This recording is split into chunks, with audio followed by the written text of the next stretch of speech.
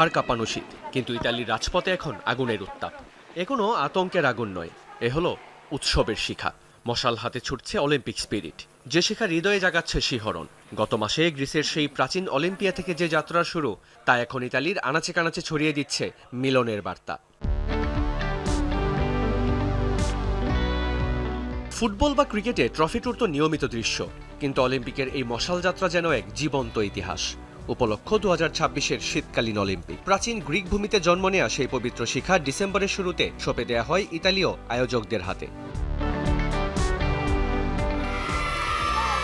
রোমের ঐতিহাসিক স্টাডিও ডেই মার্মি থেকে গত 6 ডিসেম্বর যে রোমাঞ্চকর যাত্রা শুরু হয়েছিল, তার প্রতিটি মুহূর্ত এখন শিহরণ জাগানিয়া। 12,000 কিলোমিটারের এক বিশাল পথ চলা মশালটি এখন সারমোনেটা আর ক্যাসিনোর মনোরম প্রান্ত পেরিয়ে ছুঁয়ে যাচ্ছে পটেনজার মতো শহরগুলোকে। মশাল রিলের 21তম ধাপে বেনেভেন্তো থেকে শুরু হওয়া যাত্রাটি দক্ষিণ ইতালির বাসিলিকাটা অঞ্চল হয়ে যখন পোটেনজায় থামল, তখন মানুষের চোখে মুখে ছিল গেমস শুরুর অপেক্ষা।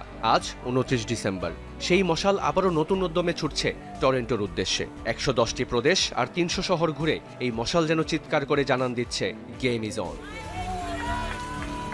পাহাড়ি বন্ধুর পথ কিংবা শহরের ব্যস্ত অলিগলি, ইতালিয়ানদের হৃদস্পন্দন এখন শুধুই অলিম্পিকের কাউন্টডাউন। মশালটি এগুচ্ছে আর সাথে করে নিয়ে যাচ্ছে কোটি প্রাণের স্বপ্ন। এই যাত্রার সবচেয়ে আবেগঘন মুহূর্তটি আসবে 26 জানুয়ারি, যখন মশালটি পৌঁছাবে কর্টিনা ডি আম্পেজোতে। এ যেন দীর্ঘ 70 বছর পর এক পরম পুনর্মিলনী, ঠিক যেখানে 1956 সালে জ্বলে উঠেছিল অলিম্পিক শিখা। সবশেষে 6 ফেব্রুয়ারি মিলানের আইকনিক সান সিরো স্টেডিয়ামে গিয়ে পূর্ণতা পাবে এই মহাকাব্যিক পথ চলা। শুরু হবে নতুন ইতিহাস। রিয়ান রাফতি, যমুনা স্পোর্টস।